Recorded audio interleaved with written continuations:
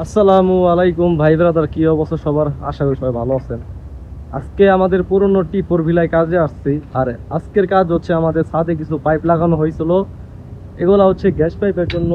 আর একটা আছে rain water, এগুলোর ভিতরে কিছু ভুল আসলো, এগুলো সংশোধন করার জন্য আসছে আজকে।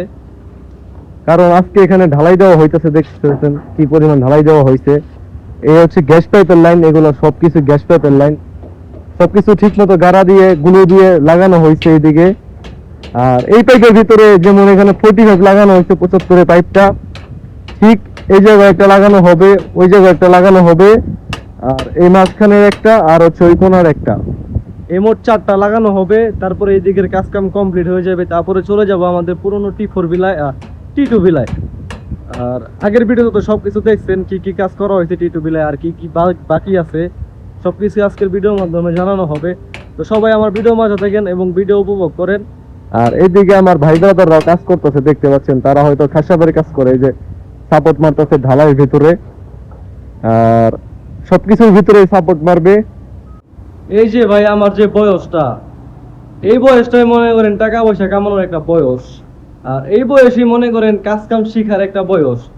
আপনি যদি কাজ কাম না শিখেন, ঠিকই মনে করেন যে আপনি যখন বয়স হবো আপনার, তখন মনে করেন যে মানুষের কাছে কোনো দাম পাইবেন না। অন্তত এই বয়সেও কারো কাছে দাম পাইবেন না। যখন নাকি আপনি কাজ কাম শিখতে পারবেন, একটা কাজ আপনি একা করতে পারবেন, তখন মনে করেন মানুষের কাছে দাম পাইবেন, ভালো টাকা পয়সা ইনকামও করতে পারবেন। এই আজকে সামানগুলো দেখতে পাচ্ছেন, সবকিছু নিয়ে কিন্তু আমি যাই কাজ করি, কিন্তু একা আসছি কাজ করার জন্য। বুঝছেন কিসের জন্য পাঠাইছে? কারণ অন্তত তাদের উপর একটা ভরসা আছে যে না, রবিউল কাজটা পারবো, এই জন্য আমাকে পাঠাইছে।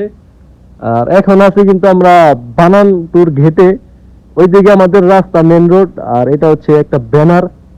আর এদিকে দেখতে পাচ্ছেন যে সৌদিদের বাসা বাড়ি আছে, আর ওই হচ্ছে সৌদিদের বাসা বাড়ি।